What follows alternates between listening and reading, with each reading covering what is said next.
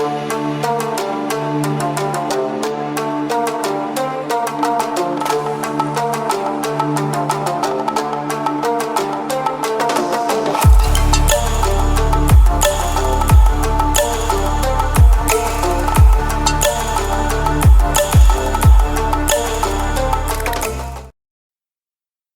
guys, and welcome to the third episode of Halftime Oranges podcast with myself and my co-host, Mr. Jayan. How you doing, my G?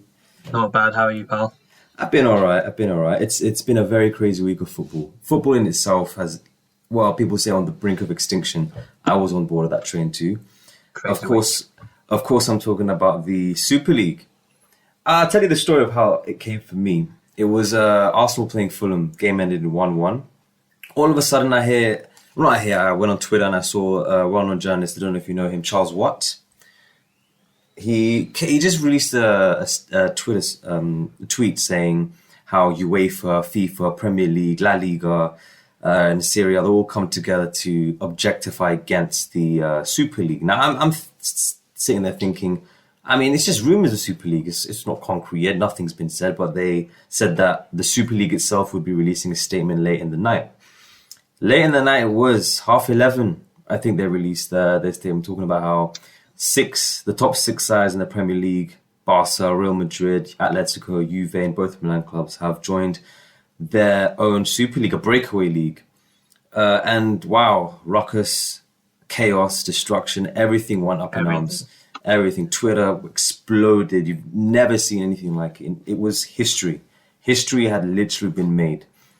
In the space of 2 days, I think, it was Chelsea playing in I think it was a Premier League game? Yeah. It was a Premier League game. Can't remember who it was against. Brighton, that game ended 0-0. As that game was going on, you started to see Chelsea, City, sending in documents about withdrawing from the Super League. That was quickly followed by the likes of Arsenal, Liverpool, Spurs, and United. So all six Premier League sides withdrew. This was then followed by both Milan clubs and Atletico Madrid, which now only leaves Real Madrid, Barcelona, and Juventus. Yep. Those are the three left. We've heard what Perez had to say. We heard his reasonings. He's come out and said it recently that the Super League is still on, that the other teams withdrawing pretty much means nothing. What did you think of the whole situation for football, for fans? I think I heard it around 6 p.m. on that Sunday, right? And I was in shock. I was like, there's no way this can be happening. Because obviously, we've been hearing about it for years. It's not a new concept or anything like that. But I don't know, just that it could become a reality. It was scary, but also kind of exciting to see what's going to happen. Like, don't get me wrong, I didn't want it to happen. I didn't think it was going to happen, but it was just that, that breaking news, something completely out of the blue. But I'm glad to see that it's fallen apart as quickly as it came about. What did it mean to you as a Villa fan, a team outside of the top six, looking at that? How did that feel? Okay, from a Villa perspective, it was just like, why are they doing that? I didn't really understand from a sporting perspective, or even from a financial point of view. I didn't really understand it. With my kind of Bayern Munich hat on, again, I didn't really understand it from that financial view, because the English teams especially find they're in debt, but they have such a massive advantage in comparison to the rest of the European teams because of that Premier League TV deal. And signing up to the Super League is almost levelling the playing field for no reason. It was clear that the owners just wanted that kind of safety net, that they wanted that 350 million per season for the next 20 years. That was the only reason. And people are fooled that wouldn't have been pumped back into the club. There's no way. They would have kept the majority. It was going to stay in their pockets, 100%. Yeah. Like, anyone who thinks otherwise, like, I heard that Liverpool fan come on TalkSport saying that it was a good idea and all this stuff. And he was just talking utter nonsense. I didn't understand it, and neither did Laura Woods on there who was just trying to shut him down. But I'm glad that now it's gone now, and I don't think he'll be back anytime soon.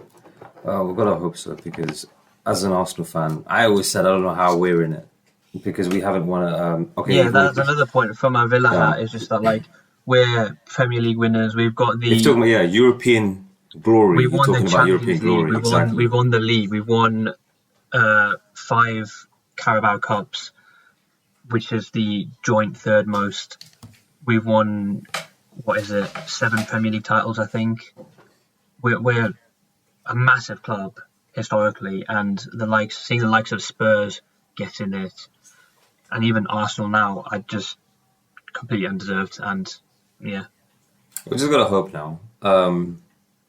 That's hopefully the end of the Super League, but we all know it's gonna come up again sometime. Hopefully not anytime soon, but it's down to the owners and how they wanna conduct themselves. Do they really care about the fans? Because it was clear it was all about money. The owners have come out and said they've apologized. I'm not buying their apology. I think bollocks. It's exactly. And this week you saw all the protests, and I'm fully with them. I'm fully with everyone. I'm happy Ed Woodward resigned. That was the first step, I thought. And he came out saying that, I wasn't agreeing with the Super League. But no, in fact, he was the one who wanted it. But the fact that it didn't happen meant that his plan failed. He had no choice but to resign. And we can only hope that's what we're going to see with FSG, Kroenke, Enoch from Spurs. They all need to go. All of them. Yeah. They're destroying football. And I hope that we can follow the Bundesliga system. If the laws can come in place and get the 50+1, I think that'd be perfect. The fans should have a share in the teams that they support. They used to be the case for Arsenal. But because Usmanov gave up his, I think it was 30% share, all the other shareholders, the fans, they had to give up everything to Stan Kroenke, and he abused it. I think he took full advantage of what he had and decided to get more money, pump it into his American franchise, his LA Rams, his NBA team. I think it was utterly disgusting. Honestly, it was disgusting, and it's not what we want to see. I'm an Arsenal fan. Yes, we'll be playing the likes of Barcelona and Real Madrid week in, week out. But we'll just be getting smashed. We're going to be seeing 8-2s, 5-1s every week because we won't be able to compete. People argue, but you're getting 350 million in a year. Yeah, but so all the other teams. And exactly. Where's that getting you? Exactly. You know? The Neymars, the Mbappe's, Haaland would look at us, 350 million, but so do Barcelona and Real Madrid. They're also the money. It's literally the same. Exactly. The Premier League teams, it does not make sense for them. They're giving up for that. But it didn't make any sense. For Arsenal, Spurs, these type of teams, what do they want? They're just going to be finishing 17th, 18th in the Super League. It does not make sense on any level. It didn't. But that was a quick talk about the Super League. Let's move on quickly into what transpired over the weekend's fixtures. Quickly talk about Arsenal. I'm really apathetic about Arsenal in the Premier League right now. I'm really disinterested. The game was playing. I really wasn't interested because I almost knew it was about to happen. We saw last week against Fulham, a draw against a team fighting relegation. You're then going up against a team that's fighting for a European spot, not us. Everton, with a well-organised team. And I've always said Everton were the dark horses in the Premier League. Didn't live up to my expectation, but if they get a European spot, they fully deserve it, and I hope they do. It was an own goal in the end. Burnt Neno again, very sus. Very, very sus. It's starting There's no excuse for it. You can't be conceding those kind of goals. You can't be conceding. You're a top-class keeper. It's almost saying that Emi Martinez should never have left. We made the biggest mistake letting him go. And it shows statistically Emi Martinez has been having a fantastic season. I think he's holding the most clean sheets in the league right now. The second most. Second most. There you go. Ahead of him. Well, there you go. So they've literally thrown all the eggs into the Europa League, which means we have 3 cup finals coming up. 2 against Villarreal and whoever we have in the final. If that goes bust, I've been on the fence with Arteta since Christmas. Since we had that bad run of games, losing everything, losing at home to Burnley, I was thinking maybe he isn't the guy. He had that small incline where he got the likes of Odegaard, ESR into the cam spot, and we looked like a good team again. But he's not motivating this team to perform in the league. He's not. They've literally themselves said, I don't care about the Premier League. It's done. And the only thing we have left is the Europa League, and that's not good enough for a team of Arsenal. It shouldn't be like that. I see very little progress in what he's trying to do. I don't see progress right now, but I've seen like other pundits saying that there is progress. Maybe in the football, but really, is I the don't football see being it. I don't progressed? see it. I can't. In the league, position speaks volumes. You were ninth, I think 10th now in the league because Leeds got a draw. That's It's not good enough, and it shows that we. I don't know if we made the right choice, the wrong choice getting Arteta, but we'll find out in the Europa League. We'll find out Thursday and next Thursday if it was the right choice. Because at the end of the day, I think all Arsenal fans will agree that we just want Champions League football. Right now, that's all we want. However we get it, if we get it, Arteta should stay and he deserves to stay. That was Arsenal. You look at Liverpool, they got a draw. Do you think they can make top four, Liverpool? They're still in it. Will they make it? No, I don't think so. I think it's not just about whether they can make it. I think it's about will the other teams ahead of them slip up? And there's 5 teams ahead of them. Fine, the points, they're only 1 point behind West Ham. Yep. But I don't see, first of all, West Ham getting the Champions League, but the United, Leicester, Chelsea, I don't see slipping up, to be honest. I think they're all better sides, playing better football than Liverpool. So I think Europa League's the best they can hope for. I think so too. But I mean, they slipped up on 95th minute, I think it was. Yeah, 95th. Yeah, Joe Willock, my boy, Arsenal lads, got the equaliser. God. But I think that's Newcastle almost there to safety. We'll be talking about relegation in a bit, but I think for now, that was the amazing result for Newcastle. I think they couldn't have asked for anything more. Looking at the top 4, you got the West Ham and Chelsea. Chelsea nicked it, right? They didn't. Well, nicked it. I don't know, but Timo Werner finally gets his goal. I think, will that push him forward? You look to what Chelsea have coming next, which is Madrid in midweek. He needs that. He needed that goal. Yeah, he did. But again, I agree with what Tuchel said. Like, he keeps getting in these good positions. He is, whatever people banter him off about, he is a good striker. And he's getting the assists and he will get the goals. Because the goal scoring, it happens to strikers. They'll go through this. Has he got the right players? Has he got the right players around him? Is that why he's not getting the goals that he should be? He's got the right players around him. Whether I think it's more about the system, if that suits him as much. Because I know he was very disappointed with what Bayern Munich said as to why they didn't get him. I can't remember who it was exactly. Maybe Rummenigge or Salihamidzic. One of them said that Werner doesn't fit their style of play, and then Werner retaliated saying, I'm a good player, I can, adapt. And while I think all good players can adapt, and I'm sure he could to a certain extent, but style of play does make a huge impact on a player's output, and you're seeing that with Chelsea. And they're not really playing to his strengths. That's why you're seeing Tuchel play him on that kind of inside left position from that 3-4-3 formation. Yeah. But I have confidence that he will be a decent striker for Chelsea. Let's say maybe he's not going to be like a 30 goal a season striker, but I'd say a solid 20 goal a season. I think so too. He definitely has the potential to be even better than that. He was an amazing player in the Bundesliga, amazing for RB Leipzig. Look at your team. Disappointed with your result, 2-2 against West Brom. They're still in it. They've still got a chance of staying up. Unlikely, but they're fighting for their lives. Mm-hmm. Do you think you nicked a draw? Yeah. Well, what do you mean? Because you got it was 2-1, 92nd minute. Yeah. Davis. Okay. Yeah. We nicked the draw, right? But I think on the kind of balance of play, I'd say we deserve to win. Yeah. I think Bertrand Traoré is proving very wasteful, and again, he just does nothing with the ball. Like, he's like a black hole on the pitch. Whenever the ball goes to him, we just lose it. He does nothing with it. He doesn't give an assist or score or shoot or anything, And it's the sooner Grealish comes back, the better. Yeah, that was the Premier League results of the weekend. The theme that we wanted to talk about this week was I just covered it was the top five European leagues, their title winners and their top four, let's say, their Champions League qualifications places. We'll also look at, I don't think we'll look at Bundesliga relegation. I'm not sure about the other five, but we can also talk about the Premier League relegation and who's coming up.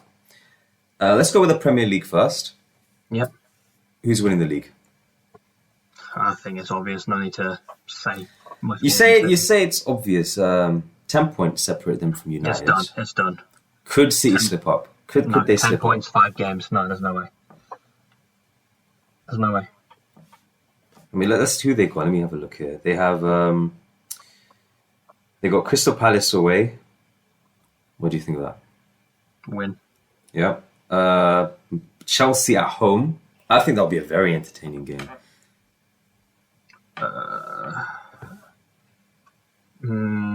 As Chelsea will also need the winner. They're fighting for top four. City win. Yeah. Newcastle away. City win. Brighton away. That'll either be a demolition or it will be. By then, according to you, they would have already won the league by now. Yeah, and yeah. I can see kind of like a 2-1 there, but I'm gonna back City win. So when finally home to Everton, they're probably, if they get to the Champions League final, they will most definitely be playing their B team here. I'm gonna say draw. A draw. Right, so City winning the league. I'll agree with you. Can't see it going any other way. Yeah, there's no way. Right now, United second, Leicester third, Chelsea fourth, 67 points, 59, 58 respectively. I think it's almost safe to say United have secured second spot. Mm-hmm. I think they will go on to win how many games left? They have 5 games left. They don't have the game in hand. Let's have a look here. Who they got coming up? Okay, so of course they got their midweek again. Their next game is home to Liverpool. Who needs that win most? United v Liverpool. I think, me personally, I say Liverpool needs it more. They want a chance to get in top 4. But United are going to lay down and take it. It's one of the biggest English football rivalries. They're going to give it to them. It is the biggest, but okay, fine. Liverpool probably need it more, but I base my predictions on form, and I don't. Don't forget the United have the Europa Leagues in between, so that game is sandwiched. Yeah, but I can see it coming a draw. Draw. Then they're up against your team, away to Villa. Is Grealish back by then? Grealish is back, I think, in 2 weeks. So yeah, he should be. Could be back. Yeah, that will make a big difference. Then that'll be a big boost. Yeah, but again, I don't know how long. I don't know how he's going to be on his return because he's been out for 8 weeks now, I think. Yeah. Will he be match fit? Could be fit. Will he be match fit? I don't know if he's going to start. That's the thing. I would imagine Dean Smith will start him, but I don't think he will, immediately be back to his brilliant best. Yeah. I say United win because I think by that point, Villa are going to be. They've got really nothing to play for. As much as I would like them to cement themselves in the top half, I don't know how they're going to react. Then they go up against second v third, United at home to Leicester. I think that's a very important game, especially for Leicester, because if they drop points there, maybe even West Ham could sneak it. Because at this point of the season, you saw it last year, Leicester was second for the majority of the season, and they dropped off hard. Do you think that's Brendan Rodgers? He just can't motivate his team long enough to survive that long. You saw it with Liverpool. Okay, it was 7 years ago in the 2013-14 season. That was the season they should have won the league. I think everyone would agree they should have won the league, but they bottled it. Draw against Crystal Palace, lost at home to Chelsea, and that was it for them. That was them out of the title race. What do Leicester need to do? What does Brendan Rodgers need to do? I don't think it's his fault, first of all. okay, yes, he has to, coach his players and keep them all in optimal condition. But looking at their squad, looking past their starting 11, they have very little depth in pretty much all positions. They've got on the wings Ayoze Perez and Chenzik Under, but you can see especially Under's game time, Rodgers doesn't fancy him really. No, I've always said he was a young, exciting talent, and I remember as an Arsenal, he was a few years ago. We were scouting him. Stagnating. Yeah, is that because he's under Brendan Rodgers here? He's showing a bit of favoritism. He stagnated last season as well, and possibly even the season before that a little bit, because Bayern as well were linked with him. But I don't know. Maybe I hope he can improve for the next season, because Leicester do need something on that right wing. Who are you going for then? United or Leicester in that game? United. United to win. United then have the likes of Fulham, so I think they're going to win that. So I think that in itself will give them enough reason to finish second. Mm-hmm. You look at Leicester. I'm looking at their fixtures now, and it's not easy. They play tonight at home to Palace. I think that's a win for Leicester there. They go away to Southampton. The Southampton, I think they're safe. They're not really fighting for much, but they've been a very inconsistent team. They can do it and they can't do it. Who's winning that one? Leicester? I think it'll be Leicester. Leicester, yeah. Southampton been awful since the turn of the year. Yeah. Then it gets difficult. Then it starts to get difficult. They're at home to Newcastle. Like I said, Newcastle still fighting for their lives, still fighting to survive. They've shown that they can do it. They got the point. They get away to Liverpool. Before you answer, they then go away to United. We just talked about that. The next game, they go away to Chelsea.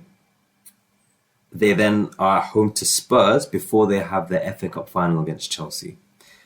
Those last 5 games, that's going to be very difficult for Leicester. And like I said, they have a reputation. Brendan Rodgers especially has a reputation of bottling it the latter end of the season.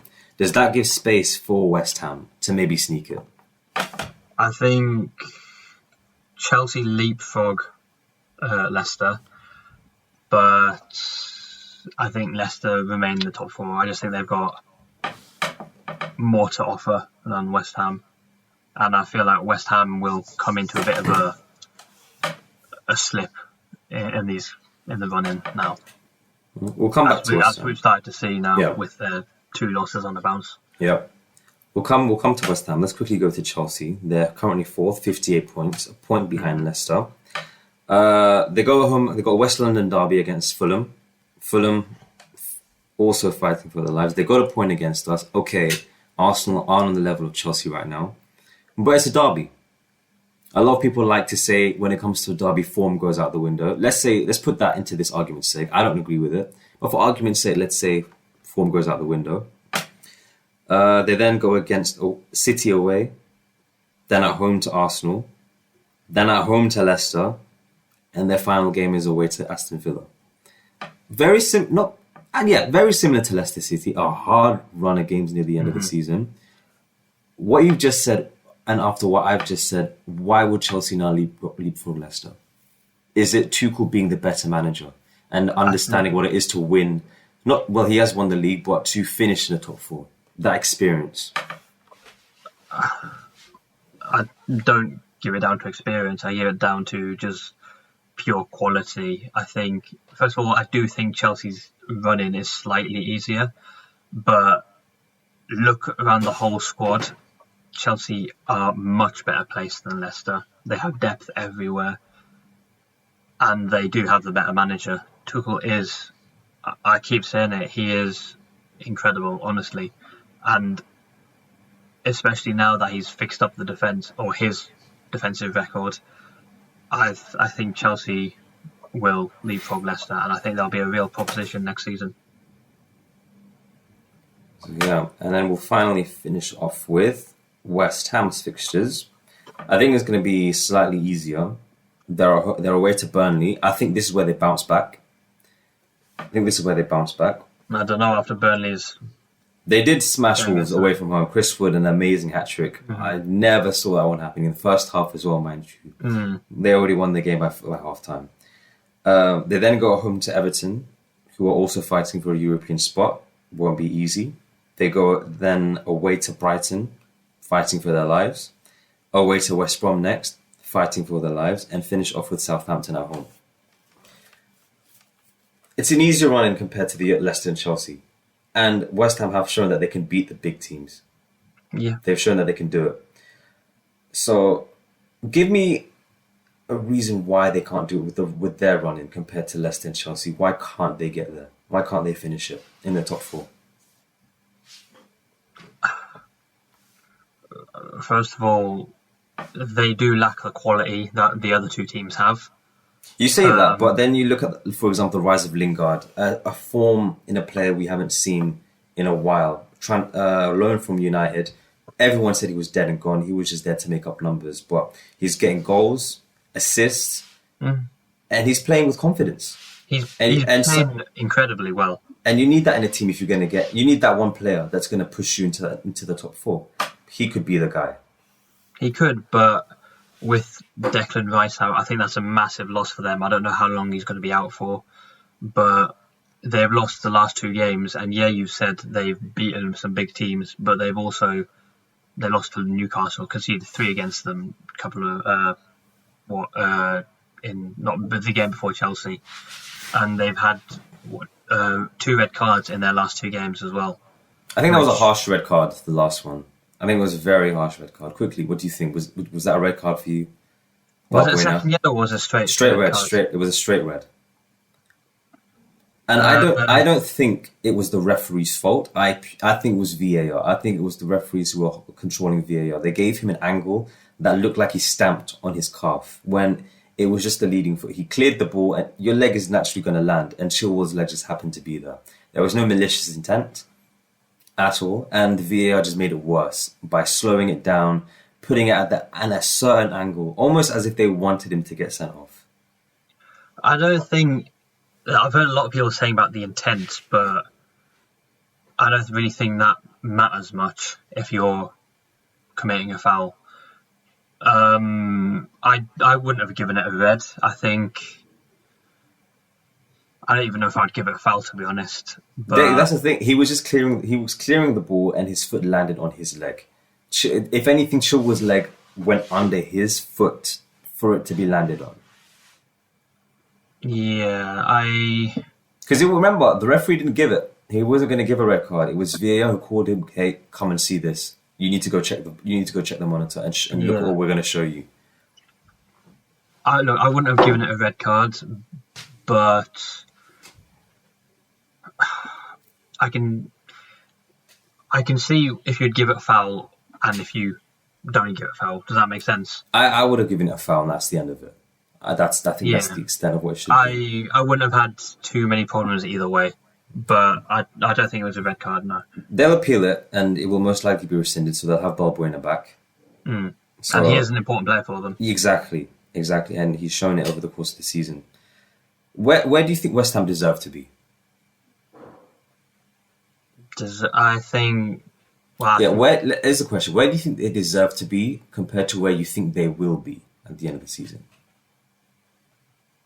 Well, I think they deserve to be wherever they finish, right? I don't know, based on, I don't know, maybe Europa League? League? Yeah, 5th or 6th. How about I put this to you? If Lampard was still in charge at Chelsea, where does West Ham finish? 4th or 5th. 4th or 5th. So who would be the 4th if it wasn't West Ham? In this case, if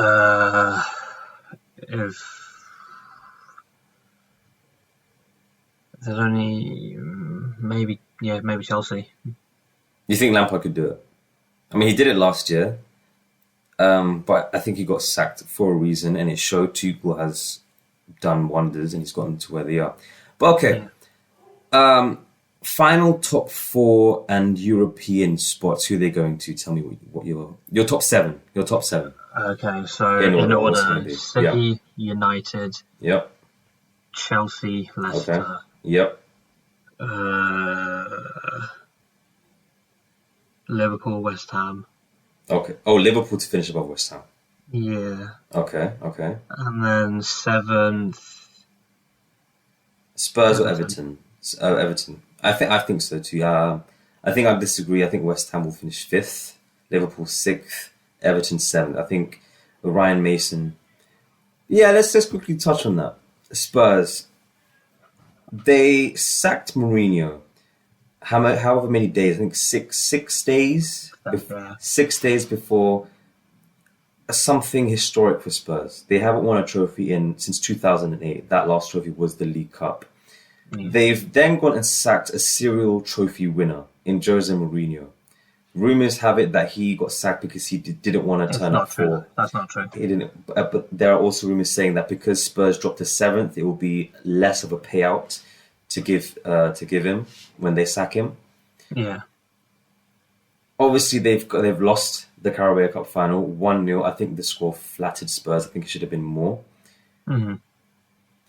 In hindsight, I think it was the wrong decision. What did you think about the whole Mourinho thing? And do you think that's it for him in the Premier League?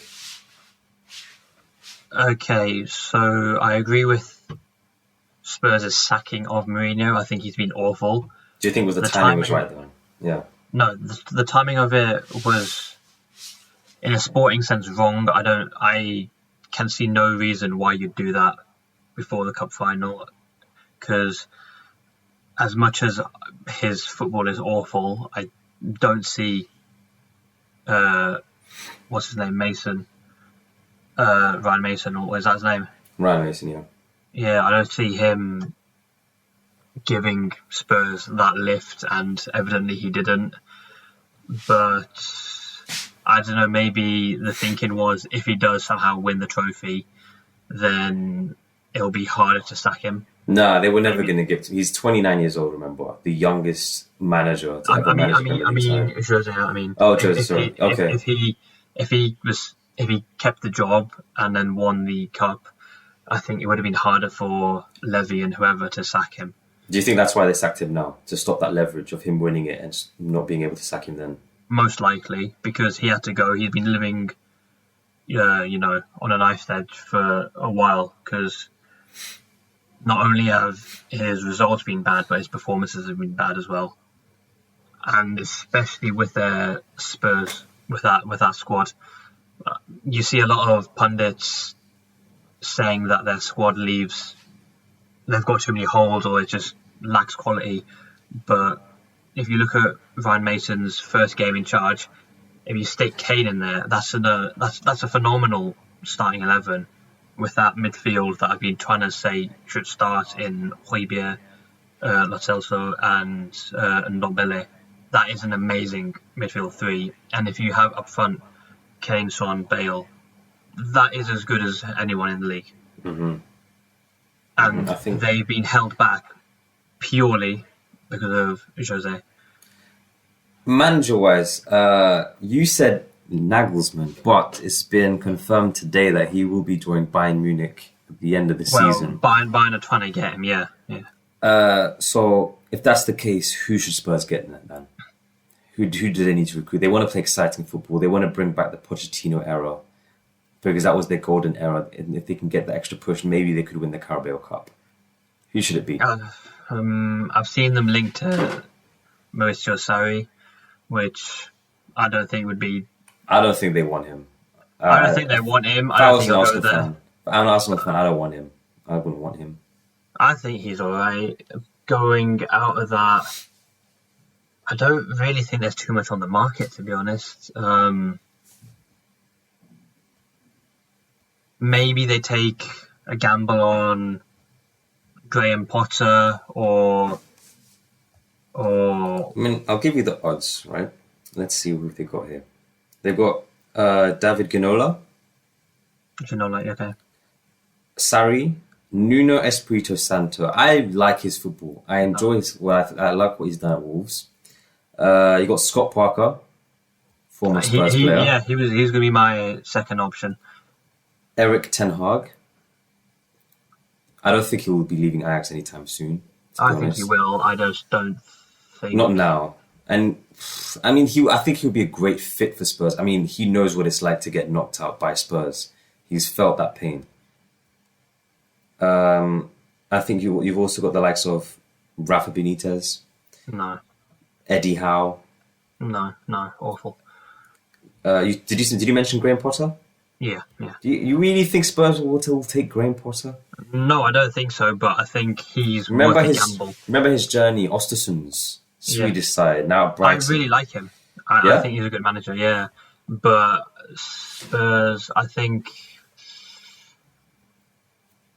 Ten Hag's probably the best shout. Ten Hag.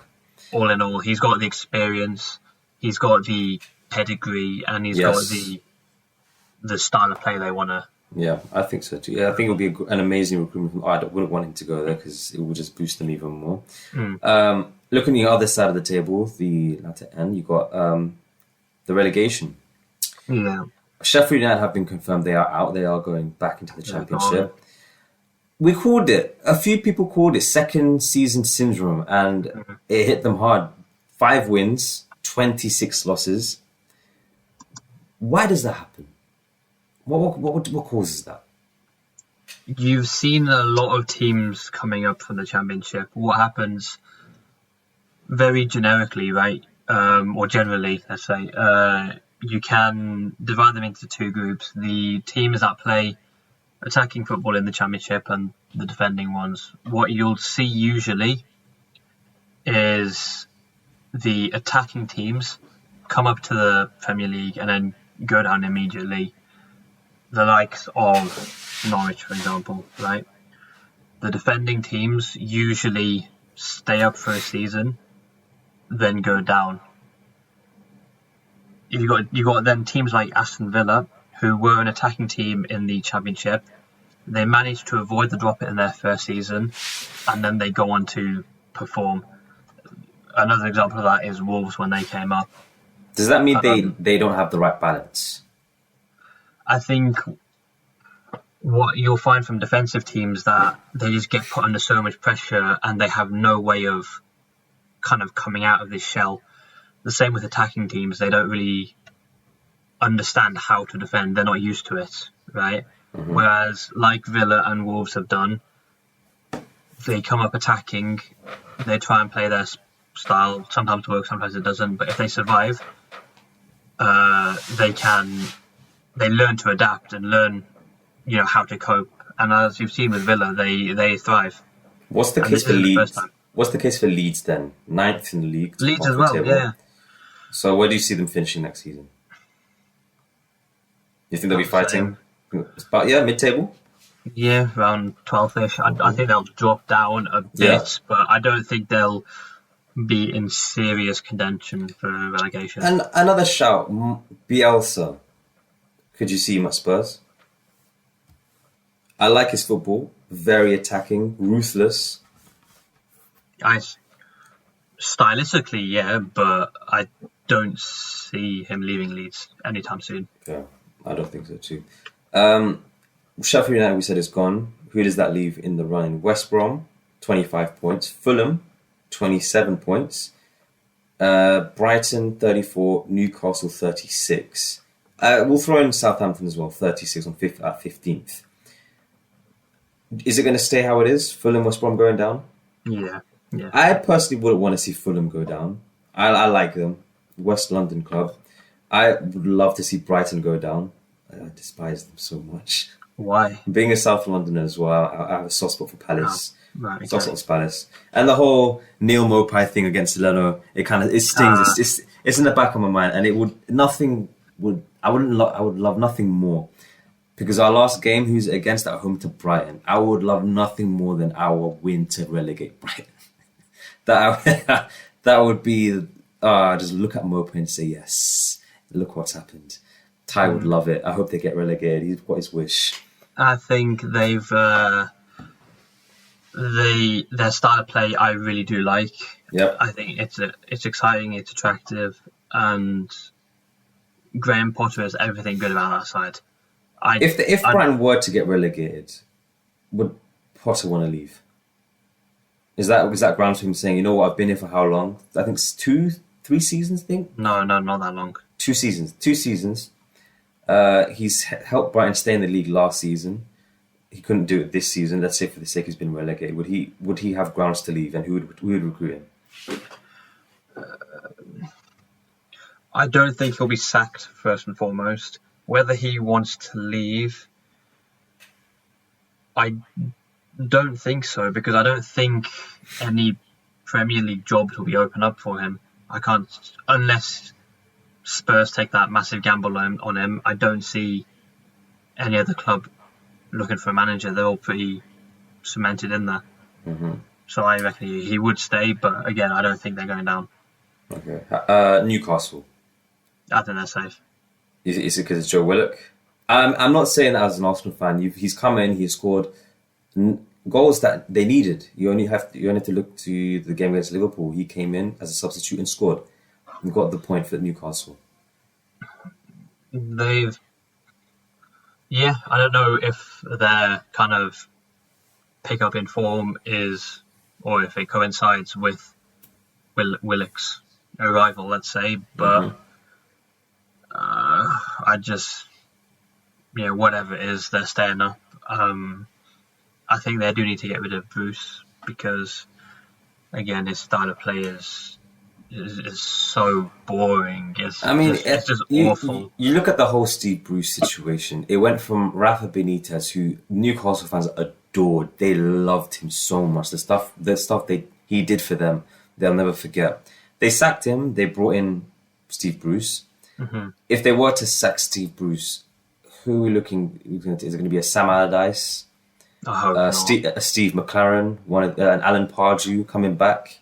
I don't see you'll see any of these old British managers coming back in.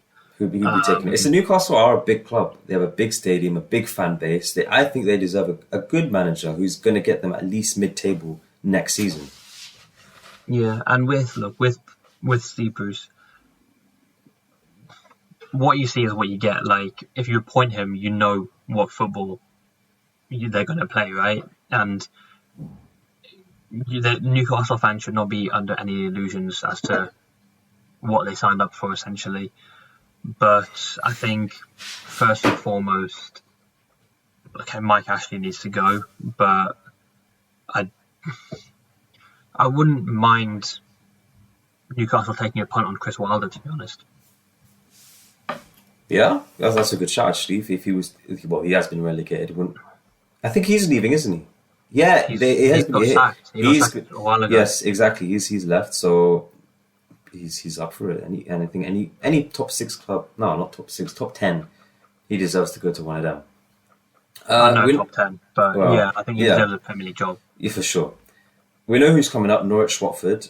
Of the 4 in the playoff, who would you want, and who do you think will come up? You know the Championship very well. Yeah. You've got Brentford 3rd, Bournemouth 4th, Swansea 5th, and Barnsley 6th. I don't think Reading will be able to catch them with however many games are left. No, absolutely so not. That's the 4 in the playoffs. I personally would love to see Brentford in.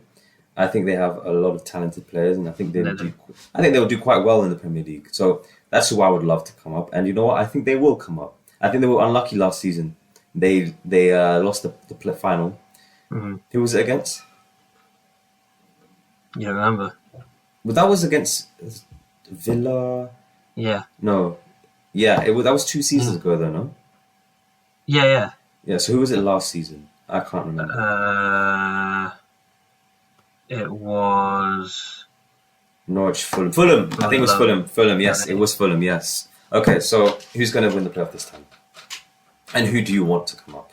I want Brentford. Brentford deserve it. Do I think they will? I just don't know if they're going to... Okay, so they've got their first game will be against Barnsley.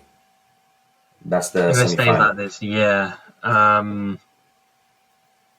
They'll get to the playoff final. I don't know if they will beat Bournemouth. I think Bournemouth get to the final.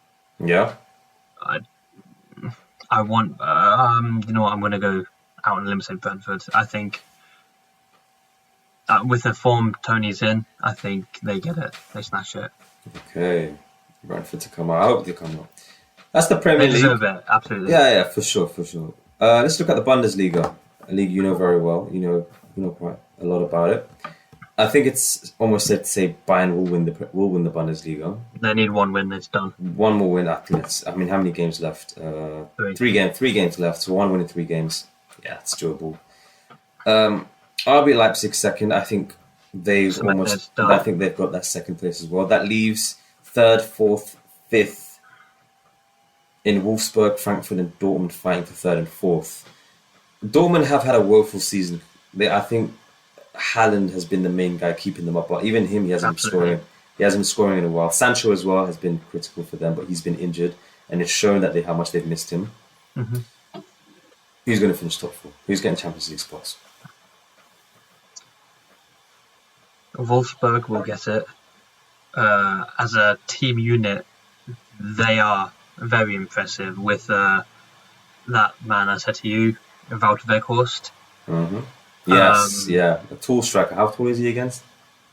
6'6", I think. I'm not entirely sure, but beast of a man. He's ginormous. But then across the board, they've got some great players with Max Philipp and Yannick Gerhardt, and a player I scouted for Villa actually, Riedle Baku.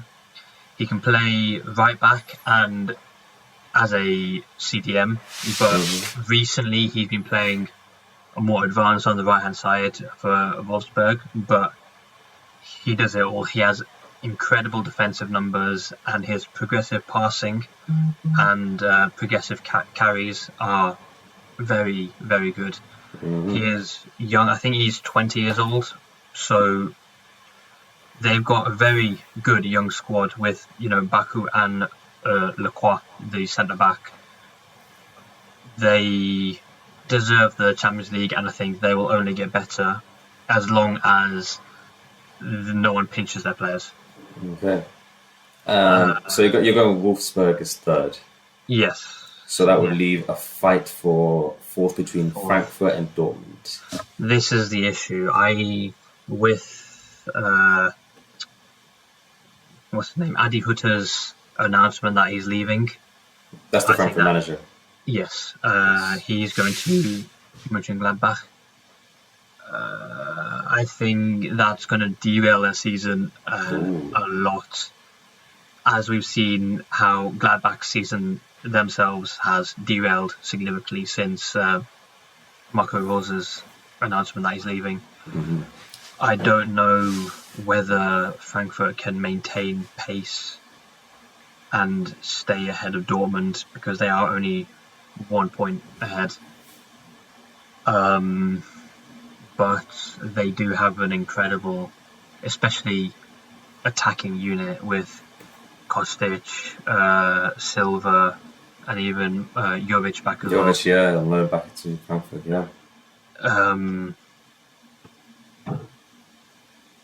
I think this will be Frankfurt's first Champions League season in over 30 years, I think it is.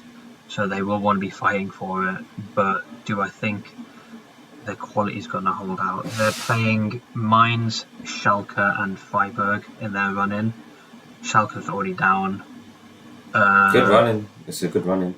Yeah, the other two, Freiburg and Mainz, the table, they've got nothing to play for. Mm-hmm. Dortmund's run-in consists of Leipzig, Mainz and Leverkusen. Tough, because even Leverkusen, they're only 5 points behind Dortmund. They will be saying, we have a chance too.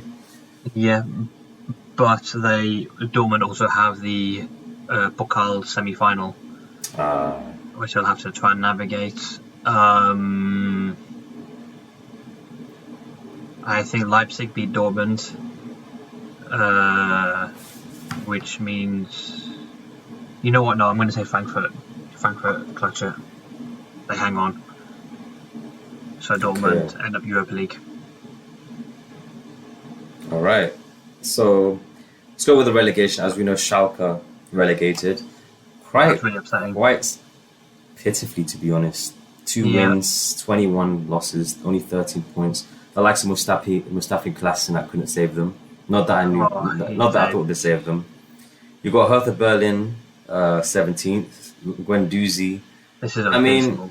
it's and then Cologne 16th.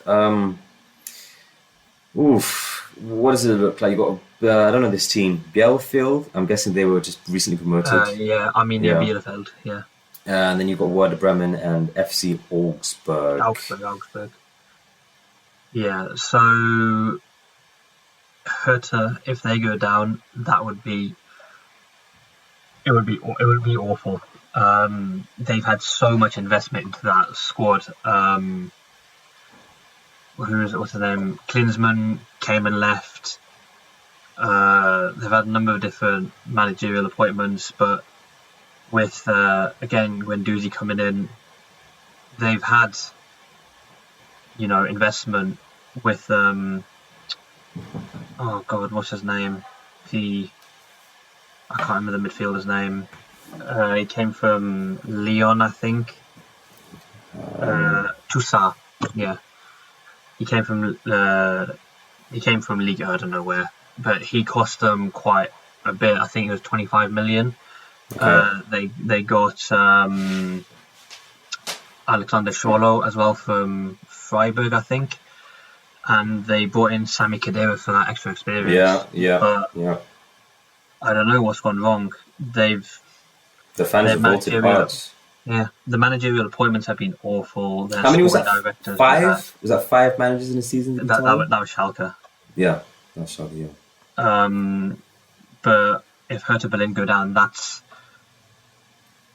it's a disaster, especially with that investment. Real quick, what's I don't really watch them. What's Guendouzi's situation there? How's he holding up there? First, he was doing. Has he been what they needed him to be? Well, none of the players have. Do you think he'll stay there? Is he going to come back? No. I don't see him playing in Bundesliga 2.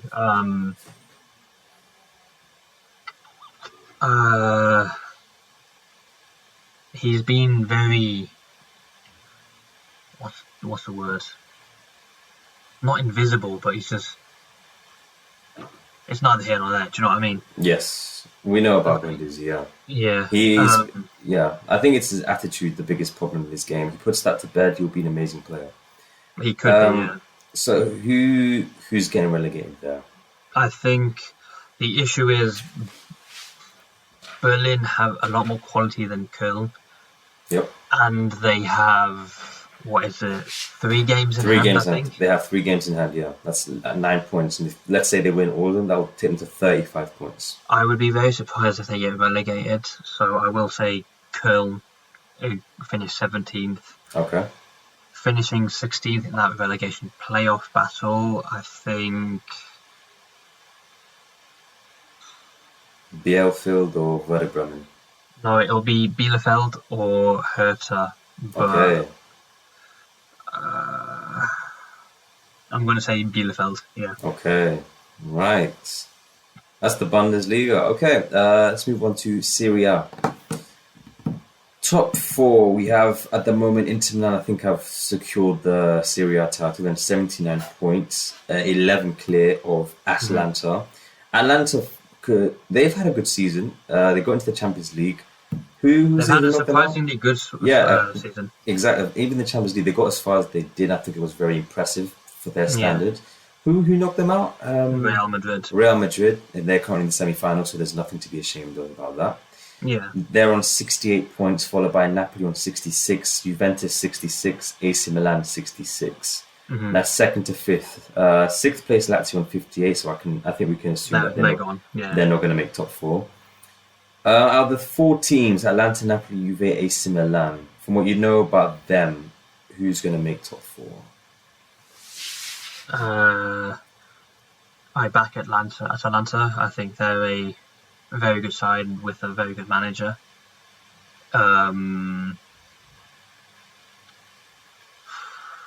It would be a shame if Milan drop out now, considering where they were. They were top of the league at one point. I think when they lost their derby against Inter Milan, that's when it all went downhill for them. They lost, they lost at home. We say at home, they both share the same stadium, but in that case, they lost 3-0 at home to Inter Milan, and that's where everything declined for them. They're now sit fifth, level on points with Napoli and Juventus, but they do have a game in hand. They do have one game in hand. They win do, that. And I also think they've got more quality than Napoli, and I think they play better than Juventus. So I think Atalanta second.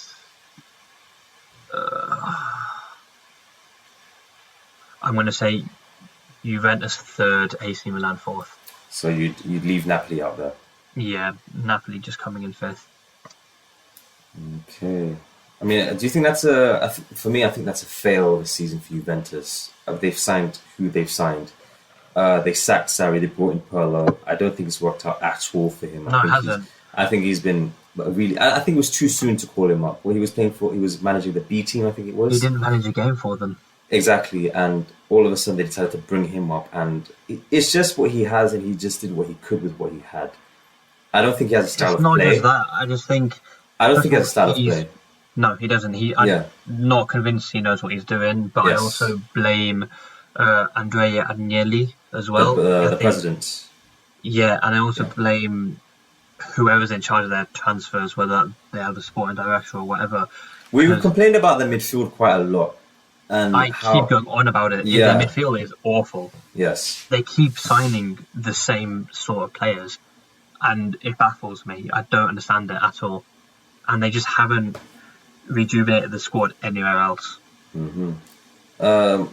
Looking on the other side, I think Crotone is out. You then have Parma, I think, are also out. They're on 20 points, 18 points.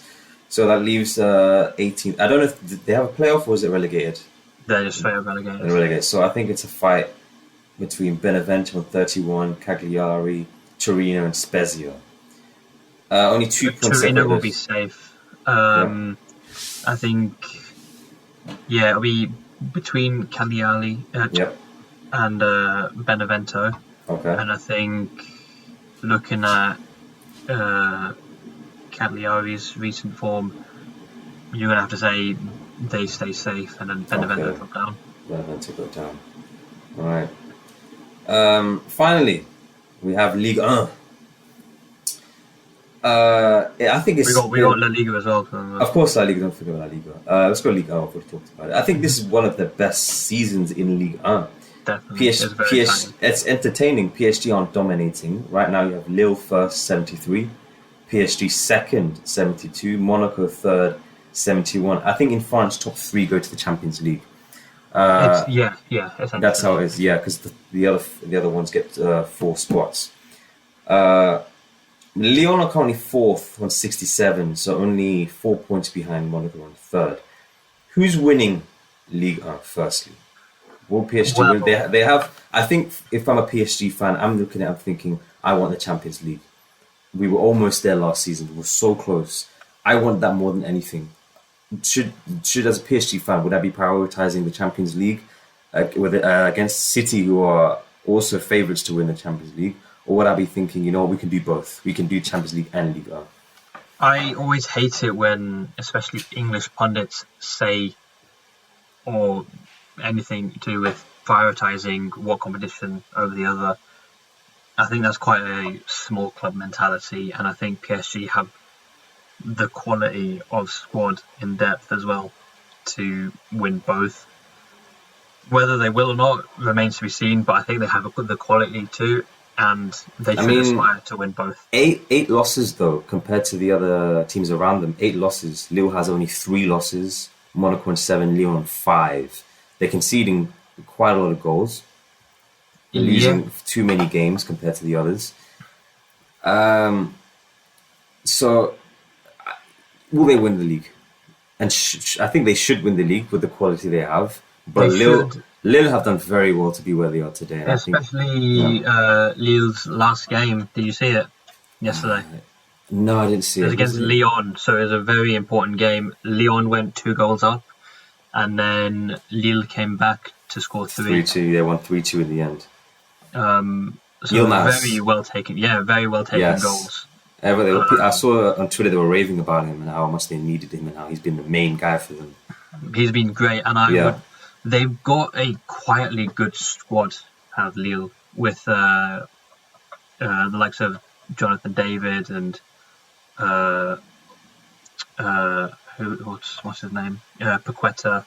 Yeah. Yeah, but I think. Well, let's say this. I hope they win. Will they? Won't they? Should we take a look at their running real quick? Okay, so if we look at let's get my phone out here. Let's look at Lille's running real quick. Little fixtures. Who have they got coming up? So their first game against Nice. Nice mid-table, not fighting for anything.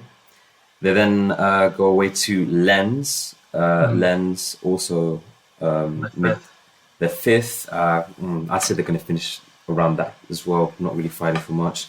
Then go up against Saint Etienne, who have probably the best defender in the world at the moment in Bundesliga. Yeah, really, yeah. Interesting stat about him: not a single player has been able to dribble past him the entire season. Oh, whatever. That's good to hear. And then finally away to Angers. So they're going up against mid-table sides until the end, which is a very favourable run-in. You look at PSG's final fixtures. Who do they have coming up? They obviously, don't forget, they have the Champions League. Yeah. Sandwiched in between the City games, they go up against Lens also, mid-table side at home. They go up against Rennes away, 7th at the moment. They're probably also going to be fighting for the European spot, Europa League. So they're gonna be up for it. They go up against Montpellier, who are also going to be. Well, no, actually, they're 8th. They're too far away from Europa. Yeah, that's going to be something easy for them. Reims next, again another mid-table side, and they finish with Brest, who, looking here, also another mid-table side. So very similar. I think the only difference is the fact that PSG do have the Champions League that will sit in their mind. Finally, you have Monaco. If you look at their running, very interesting game against Lyon. That's going to be a decider. I think if Lyon can win that, that's a point behind Monaco, and that makes things very interesting. They then go up against Reims, mid-table side, Rumilly Valliers, which is their French Cup, their semi-final. I think they're going to want to win that. They're going to really want to win that. So it's a trophy.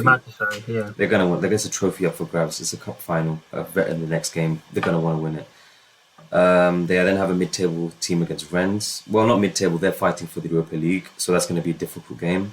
And then up against Lens, who are also fighting for the Europa League. So I think Monaco, out of those three, have the toughest run-in. So I think we can almost say that the league will be up between Lille and PSG. I think PSG clinch it. PSG clinch it. I think Lille just... I'd love it if they do it.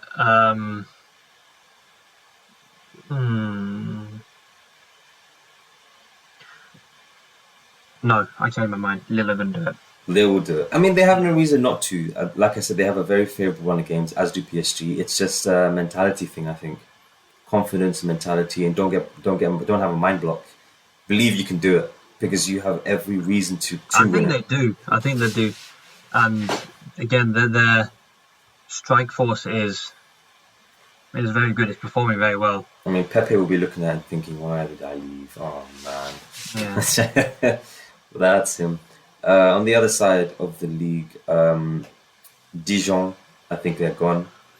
Nimes, Nantes are both on 31 points. Lorient on 35, Bordeaux 36. Me personally, I think it's going to stay how it is. I don't see Nantes or Nimes breaking away from that. No, it's gone, it's done. Yeah, I think that's done and dusted. Okay, moving on to the final league. Atletico Madrid, first, dip in form, but they are still where they are. I think they deserve to be. Real Madrid, second, Barcelona, third, both on 71 points, and Sevilla, fourth, 70 points. Amazingly, fifth place, Real Sociedad are 20 points behind fourth. You forget around November time, Sociedad were first. I remember when they drew United in the Europa League, I was thinking United are going to have a tough game here. It's not going to be easy. Sociedad might even knock them out. Why not? Look at Villarreal as well. They were also in the running for top four. They're now on 49 points. Unai Emery just did what he did at Arsenal, dropped hard.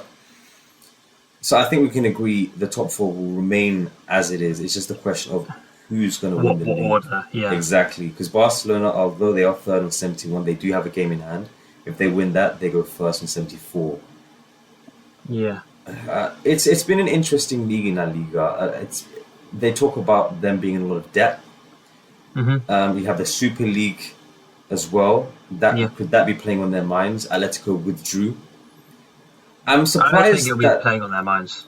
Really, I'm looking at it, I'm surprised. You know how Spanish fans are. They're very passionate. They are not afraid to voice their opinion. You saw not long ago, you look at Bale and how he was performing poorly. They had no fear in destroying his car. So who's winning it? I think... You could also take into account Madrid have their Champions League games as well. I don't think that's going to matter too much for them. However, I do believe Atletico will... I think they drop it.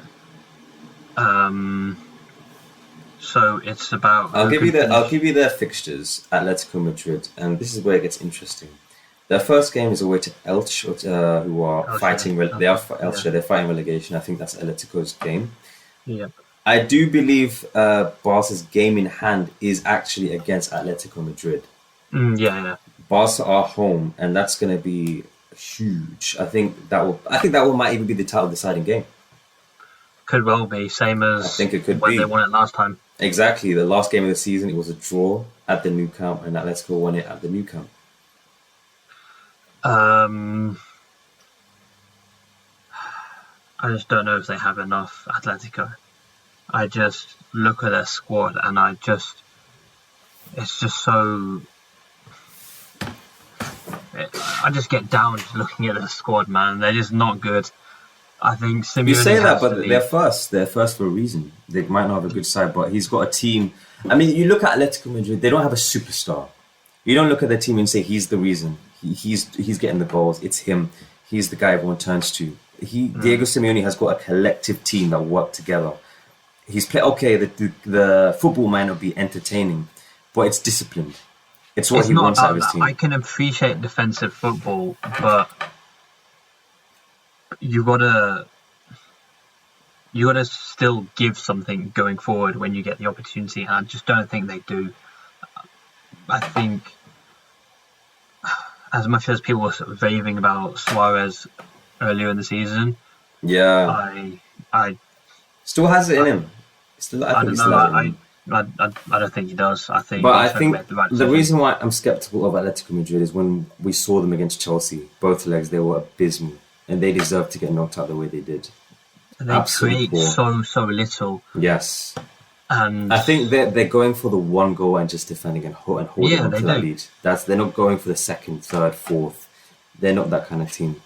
What they do is they set up similar to, or they are what Jose wants to do. Exactly. But he's just got it better. Yeah.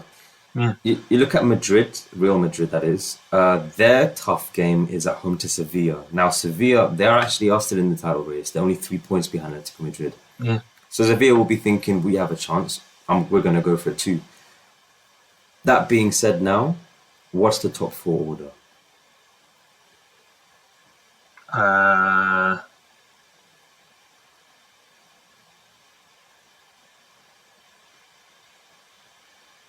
This is tough. It's tough. Atletico will play Barca, Real will play Sevilla. That's entertaining league. So you want to top to bottom? Yes. Okay, so as much as I don't want it to end like this, I think it'll be Real first. Okay. Second, if Real are first, that's assuming they're going to beat Sevilla then. If that's the case, I'd say Sevilla would be fourth in your list. Yeah. So who's second and third? I guess it depends on who's beating who when they play each other. I'm gonna say Atletico second. Atletico second. Wow. I mean, Barca, they had a poor season. They were embarrassed in Champions League, don't forget. That leaves who's going to get relegated. I think Eibar are relegated with 23 points. It's up in the air for, I can't pronounce them, Huesca, yeah. Valladolid, and Elche and Alaves. Yeah. Elche and Alaves. Don't know much about them, so you tell me yourself who's getting relegated of those three. Eibar will most certainly go down. Yep. Huesca, while they are still with a chance, I don't think they're not going to be able to leapfrog everyone ahead of them. Mm-hmm. Valladolid, they were decent side. They're obviously not performing a decent side, but they're a decent club. Valladolid, I think they're going to stay 18th and go down. Yeah. Those are the three. Okay, so that's all top 5 leagues that we've discussed. Our predictions, who's finishing the top 4, who's getting Champions League, who's getting relegated. That was a theme for today's episode. But last thing I wanted to bring up was the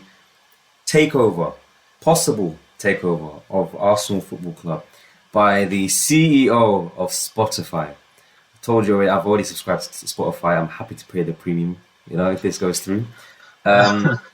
Mr. Elk himself, he wants to buy it. The difference here, he's done something that no other bidder, let's go with. I think this is very interesting. I think so as everything. Like I said, he's done something that no one has ever thought to do, and that's bring in 3 legends of the club, in Thierry Henry, Patrick Vieira, and Dennis Bergkamp. He's elicited their help. Guys, I want you to come with me. Let's make a stance. Everyone looks up to you. You 3 are the biggest players this club has ever seen. If you stand by my side, we have a chance here. Journalists have come out and said that Josh Kroenke himself has come out in the fans forum and said that we're not going to sell. Yeah.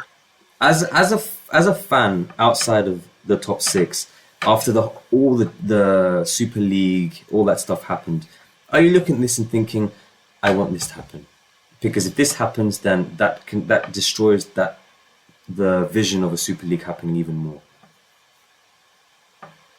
Oh, in that sense, okay. Yeah.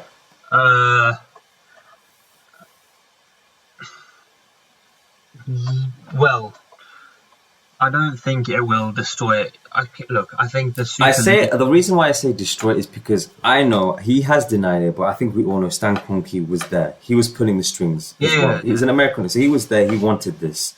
You take him down, that's one... Well, I don't know what the word is. Pedestal, one domino gone. Gone, yeah, I know what you mean. Yeah.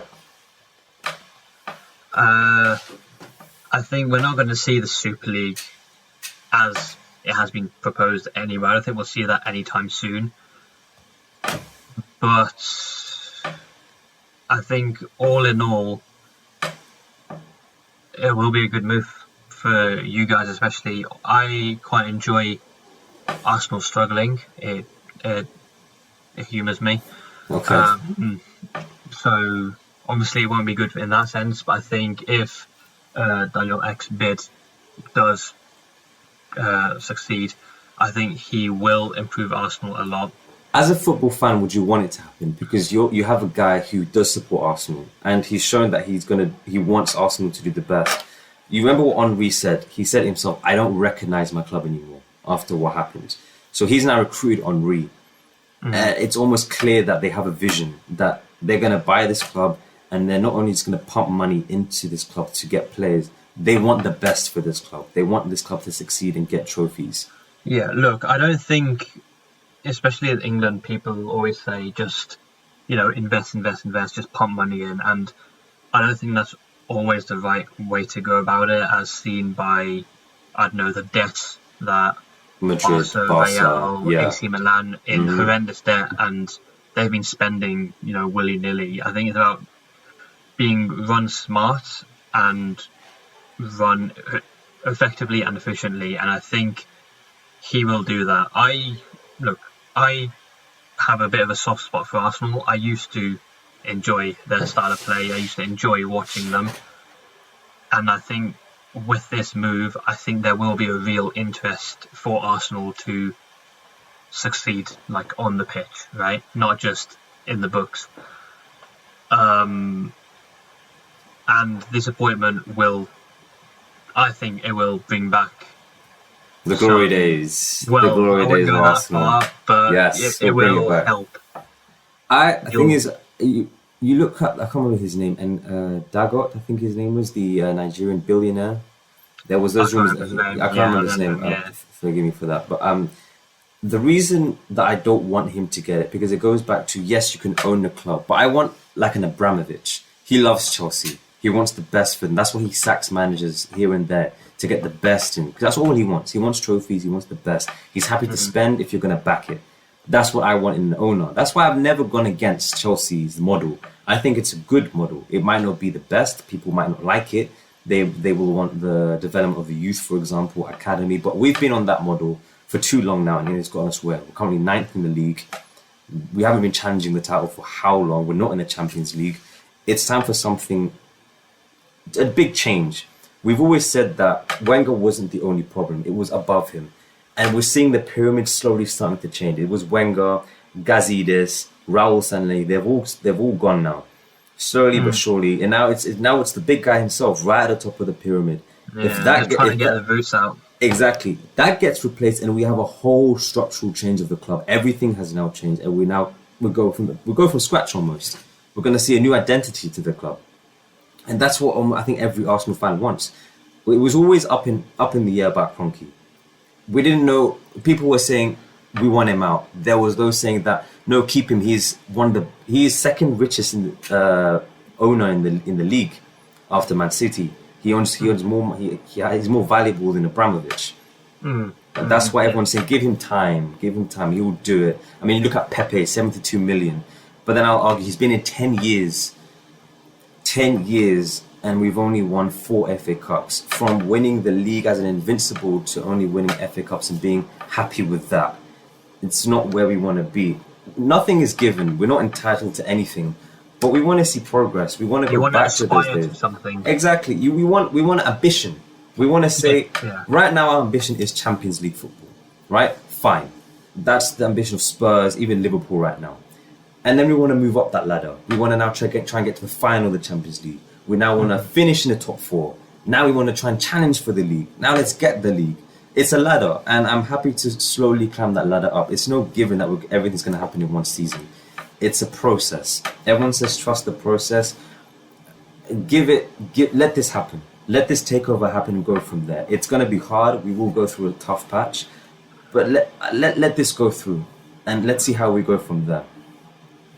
I agree. Like, he will bring a lot more positivity and that just kind of fresh air about the place. Exactly. It's positive. It's positive vibes. Everyone will be happy. I don't think anyone will look at it and say, "Oh no, we've got this owner now." He's an Arsenal fan. He's an Arsenal fan who will do everything he can for the club. He's got the. Well, we hope, yeah. Yeah, he's looking for advice from 3 legends of the club who want nothing but the best of the club. You can't ask for anything more. I really don't think that's the best you're going to get from an owner. What I hope is that he also needs to do a clear out of staff. He needs to get players. And players as well. I hope Arsenal fans don't just assume that they got a new owner, so they should be challenging for the league for a season. Never. No. Because looking at the squad, it's bad. It's just bad. Yeah. I mean, we're 9th in the league. I can't argue and say you're chatting shit because look where we are. I have nothing to back my team. Yes, we're in the semi-final, but at the moment we've been a cup team. We are a cup team. We're good at knockout tournaments, but it's frustrating because what do we watch week in, week out? Premier League football. And what have I been seeing week in, week out? 7 losses at home. For a club like us, that's poor. That's abysmal. Absolutely. And that's not good enough. But yeah, that was today's podcast. We've gone almost an hour. Damn, we've covered quite a lot. Like we said, this was the theme, our predictions. Leave it in the comment what you think. If you agree with us, you may disagree with us. Let us know. We're open to criticism. We're open to your own opinions, and we like that. That's what we want. I'm trying to keep this an open platform for everyone to express their views, and we're just here to voice our own opinions, just like 2 regular footballing fans. So, Mr. John, any final words, my G? Just please do subscribe to the channel and comment, any advice or criticism you've got. If you can share the channel around to, your friends, family, whatever, just go for it. Do us a favour. Subscribe, like, as they There we always go. say. And thanks for watching, guys. We'll see you in the next episode. Peace. Take care.